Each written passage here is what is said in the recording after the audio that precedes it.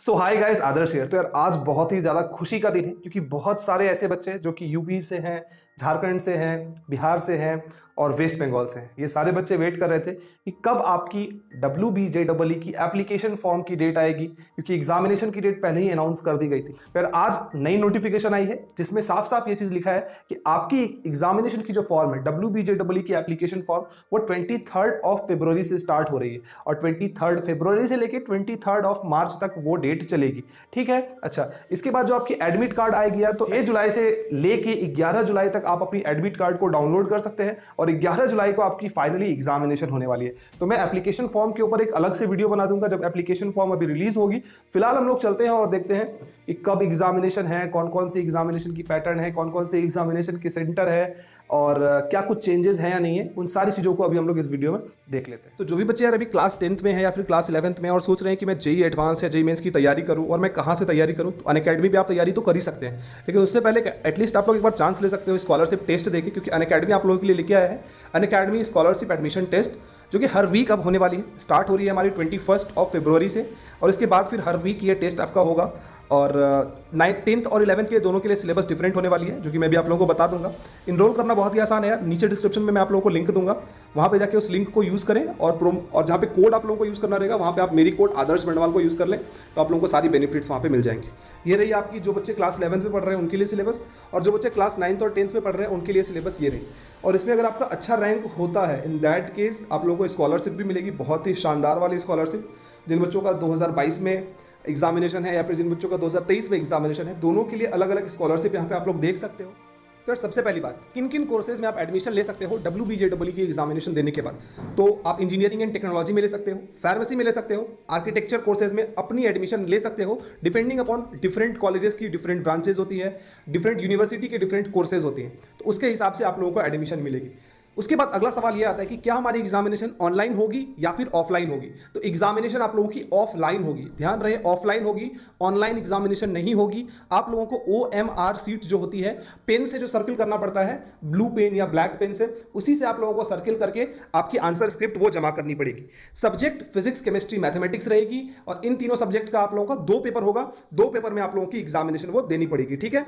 Syllabus जितना मैंने देखा है, सिलेबस में कोई भी चेंजेस मुझे नहीं लगी है। अगर किसी बच्चे को कोई सिलेबस में चेंज नजर आता है तो आप मुझे कमेंट बॉक्स में कमेंट करके बता सकते हो। सिलेबस में फिर से मैं बोल रहा हूं कि कोई भी चेंजेस मुझे नहीं दिखी है। अगर आपको कोई चेंजेस दिखती है आप मुझे बता देना। एग्जामिनेशन पैटर्न की अगर मैं बात करूं, फिजिक्स में हमारे 40 क्वेश्चंस होंगे, केमिस्ट्री में 40 क्वेश्चंस और मैथमेटिक्स में 75 क्वेश्चन होने वाले हैं। 100 मार्क्स का आपका पेपर होने वाला है सारी चीजों को मिला के। और अगर आपको जादवपुर यूनिवर्सिटी में अगर एडमिशन चाहिए और इलेक्ट्रिकल ECE जैसी ब्रांचेज अगर आपको चाहिए, तो कहीं ना कहीं 105 नंबर से ज्यादा अगर आप लेके आओगे तो आपके चांसेस मिल जाते हैं। एक क्वेश्चन जो कि सारे बच्चों के अंदर प्रोमिनेंट होता है वो ये कि क्या भैया मैं बिहार से हूँ, यूपी से हूँ, महाराष्ट्र से हूँ, मध्य प्रदेश से हूँ, मतलब ये कि मैं वेस्ट बंगाल से नहीं हूँ, तो क्या मेरी एडमिशन जादवपुर यूनिवर्सिटी में हो सकती है? डेफिनेटली यस, आपकी एडमिशन जादवपुर यूनिवर्सिटी में हो सकती है। लेकिन कुछ जैसे कि जो बच्चे होम डोमिसाइल के लिए होते हैं तो उनके लिए नंबर ऑफ सीट्स ज़्यादा होती हैं, 85% सीट्स होती हैं। आप लोगों के लिए 15% सीट्स होंगी। लेकिन हाँ, जिन बच्चों का रैंक आता है वो बच्चे एडमिशन ले सकते हैं। आई नो बहुत सारे मेरे फ्रेंड्स हैं, कुछ CS में पढ़ रहे हैं, कुछ ECE में पढ़ रहे हैं, कुछ केमिकल इंजीनियरिंग वहाँ से कर रहे हैं, तो आप एडमिशन ले सकते हो। लेकिन कुछ गवर्नमेंट कॉलेजेस होते हैं इसके अंदर जिसमें बाहर के बच्चे एडमिशन नहीं ले सकते, जैसे KGEC, JGEC। तो ये सारे कॉलेजेस अच्छे हैं, लेकिन यहाँ पे बाहर से बच्चे, मतलब बिहार, यूपी, मतलब सिर्फ और सिर्फ वेस्ट बंगाल के बच्चे ले सकते हैं। डोमिसाइल जिनका अलग होगा वो बच्चे एडमिशन यहाँ पे नहीं ले पाएंगे। ठीक है। तो स्कोरिंग पैटर्न जो होती है यार, वो 3 तरीकों का स्कोरिंग पैटर्न होता है।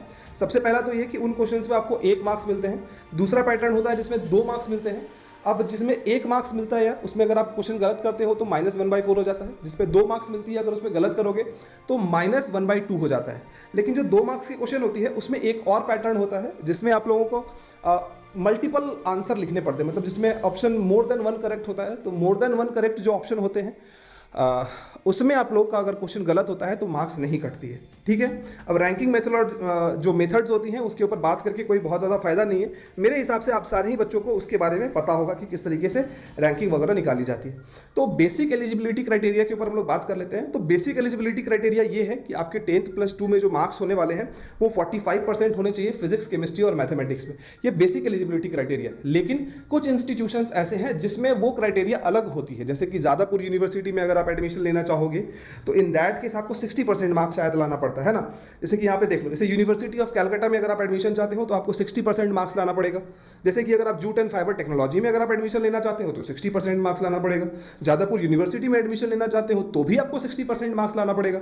हाँ, ये क्राइटेरिया ओबीसी SC ST के लिए अलग होता है। जैसे कि अगर आप ओबीसी हो और वेस्ट बंगाल के अगर ओबीसी हो आप, इन दैट केस आपको 45% क्राइटेरिया रहती है। ठीक है, अच्छा ध्यान रहे यार एक और बात, जैसे कि कुछ बच्चे बिहार, यूपी, झारखंड कहीं से भी होंगे अदर देन वेस्ट बंगाल, और उनके दिमाग में होगा कि भैया मैं वेस्ट बंगाल का नहीं हूँ लेकिन मैं किसी कैटेगरी में लाई कर रहा हूँ, जैसे ओबीसी हो गया, SC ST ये सब, तो क्या मुझे इस चीज़ का फ़ायदा मिलेगा? नहीं, सिर्फ और सिर्फ वही बच्चों को फ़ायदा मिलेगा जो बच्चे वेस्ट बंगाल के हैं, तो उनको ही डोमिसाइल सर्टिफिकेट के मदद से उनकी जो कैटेगरी है उस चीज़ का फ़ायदा मिलेगा उन लोगों को। तो अगर आप बिहार, यूपी कहीं से भी बिलोंग करते हो, SC ST हो, तो उसका फ़ायदा आप लोगों को यहाँ पे नहीं मिलेगा। ठीक है, तो इस चीज़ को आप लोगों को दिमाग में वो रखना है। और बाकी ये सारी चीज़ें और भी बहुत सारी चीज़ें हैं इसके बीच में, अगर आप सारी चीज़ों को अलग अलग करके देखना चाहते हो तो आप ऑफिशियल वेबसाइट पर जाके इसे डाउनलोड करके आप वो देख सकते हो। मैं जो बेसिक इन्फॉर्मेशन है, जो इंपॉर्टेंट इन्फॉर्मेशन है, वो मैं बताने की कोशिश करता हूँ। एक और बात, जैसे जिन बच्चों आप अगर WBJEE दे रहे हैं और अगर आप इंग्लिश में फेल कर जाते हो तो फिर आपको फिर क्या एलिजिबल नहीं माना जाएगा, तो इंग्लिश में भी आपका पास मार्क्स वो होना चाहिए, है ना। अच्छा, TFW क्राइटेरिया के बारे में भी कई सारे बच्चे पूछते हैं कि भैया TFW क्राइटेरिया इसमें क्या है, उसके बारे में बताइए। तो देखो TFW में क्या होता है यार, कि आप अगर वेस्ट बंगाल के बच्चे हो और थोड़े पुअर हो, फिनेंशियली पुअर हो, मतलब 2.5 लाख से कम आपकी इनकम है, इन दैट केस आप वेस्ट बंगाल से हो और आपकी फिनेंशियल इनकम भी खराब है, इन दैट केस आप TFW कोटा के लिए वो अप्लाई कर सकते हो। लेकिन उसके लिए आप लोगों को इनकम सर्टिफिकेट का एक परफॉर्मा दिया जाता है, वो आपको ऑफिशियल वेबसाइट पे मिल जाएगी, तो वो आप लोगों को वहाँ पे मतलब साइन वाइन कराना पड़ता है। अगर वो चीज़ें सारी चीज़ आपकी सही निकली तो आपको फिर TFW का फ़ायदा मिलता है। बात आता है बच्चों का कि भैया मैं क्या इसका सेंटर सिर्फ और सिर्फ कोलकाता मतलब वेस्ट बंगाल में पड़ता है या फिर अदर स्टेट में भी पड़ता है। तो इसका सेंटर यार, एग्जामिनेशन सेंटर जो पड़ता है वो एग्जामिनेशन सेंटर आप लोगों का वेस्ट बंगाल में ही पड़ता है, मतलब हावड़ा हो जाए, कोलकाता हो जाए, नॉर्थ 24 परगनाज हो जाए, मालदा में हो गया, कहीं पे भी, तो डिफरेंट डिस्ट्रिक्ट में वेस्ट बंगाल के वो पड़ता है। तो आप लोग अगर वेस्ट बंगाल में आके एग्जामिनेशन दे सकते हो तो आप लोग फॉर्म फिल कर सकते हो, क्योंकि आपके स्टेट में जैसे कि कोटा हो गया, कुछ बच्चे तमिलनाडु में होंगे वो देख रहे होंगे वीडियो को, कुछ बच्चे चेन्नई में होंगे वो वीडियो को देख रहे होंगे, कुछ बच्चे केरला में होंगे वो देख रहे होंगे, तो आप लोगों को फिर इस चीज़ का फायदा नहीं मिलने वाला। मतलब समझ रहे हो, आपको वेस्ट बंगाल आके ही एग्जामिनेशन वो देनी पड़ेगी। अच्छा, एप्लीकेशन फॉर्म की अगर मैं दाम बताऊँ तो वो 500 रुपये का होने वाला है। 500 रुपीज़ आपकी एप्लीकेशन फॉर्म होगी और ऑनलाइन एप्लीकेशन फॉर्म आप लोगों को फिल करना पड़ेगा। वो मैं एप्लीकेशन फॉर्म के ऊपर एक और वीडियो बना दूंगा। तो ये रही यार सिलेबस, इसको मैं धीरे धीरे करके लेके जा रहा हूँ ऊपर। देखो तो सिलेबस में यार मुझे मतलब सच लिटरली बता रहा हूँ नहीं यार सिलेबस में, बाकी अगर आपको दिखे तो आप मुझे बता सकते हो। और सेंटर वेस्ट बंगाल में ही पढ़ने वाला है। तो बेसिक इन्फॉर्मेशन यही थी और ठीक है, इसके बाद देखते हैं और भी कुछ अगर इन्फॉर्मेशन आएगी तो वो इन्फॉर्मेशन मैं आपके साथ शेयर कर दूंगा।